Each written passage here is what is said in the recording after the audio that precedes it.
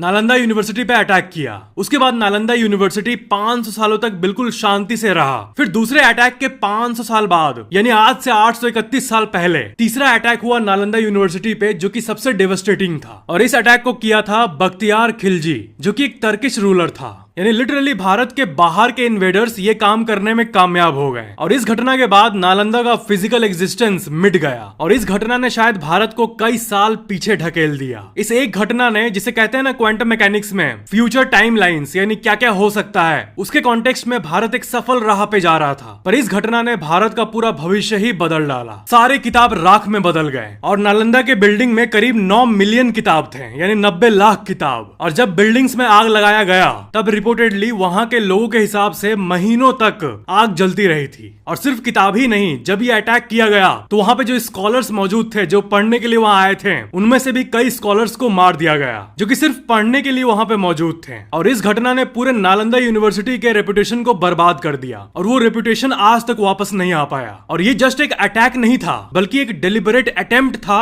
भारत के soft power को destroy करने का। साल 2006 में जाकर डॉक्टर एपीजे अब्दुल कलाम ने कहा था कि let's revive the Nalanda university, इसे वापस लाते हैं। और इसके बाद ही ये काम शुरू हुआ। और साल 2010 में नालंदा यूनिवर्सिटी एक्ट पास हुआ, जो कि राज्यसभा में 21 अगस्त 2010 को पास हुआ और लोकसभा में 26 अगस्त 2010 को पास हुआ। 21 सितंबर 2010 को प्रेसिडेंशियल साइन मिला और एक लीगल फ्रेमवर्क बन गया, जिससे कि हमारी पुरानी लेगेसी रिवाइव हो पाती। और फाइनली 14 साल बाद जून 19 2024 को नालंदा यूनिवर्सिटी को फिर से इनॉग्रेट किया गया। इस लॉन्च में प्राइम मिनिस्टर नरेंद्र मोदी जी मौजूद थे और सारे मिनिस्टर्स के साथ साथ 17 पार्टनर कंट्रीज के एम्बेसडर्स भी मौजूद थे। नालंदा यूनिवर्सिटी का नया कैंपस 455 एकड़ में फैला हुआ है और इसमें सारे आधुनिक टेक्नोलॉजी मौजूद है, जैसे कि rain water harvesting, solar power, solar parks और ऐसी चीजें जिसको देखकर लगता है कि हाँ, यहाँ पर एजुकेशन का पीक यूज किया गया है। और क्योंकि ये बस इनॉग्रेट हुआ है तो इसमें भी मैनेजमेंट की रिक्वायरमेंट है और कोशिश यही है कि जो एंशिएंट लेगेसी थी वो रिवाइव हो सके। बाइनरी नंबर सिस्टम, जिसके चलते कंप्यूटर्स पॉसिबल हो पाए हैं, उसे भारतीय स्कॉलर पिंगाला ने निकाला था करीब 200 BCE में। नंबर 0,